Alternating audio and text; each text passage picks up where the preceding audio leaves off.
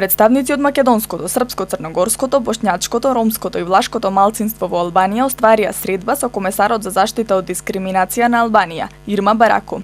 Васил Стериовски, представник на македонското малцинство, предложи формуларот за поплаки без никаков надоместок да го преведе на македонски јазик, а институцијата да го постави на сајтот за дискриминација. Ирма Бараку се согласи и вети дека штом го добие преведен на македонски, формуларот веднаш ќе биде поставен на сајтот на оваа институција, изјави Стериовски.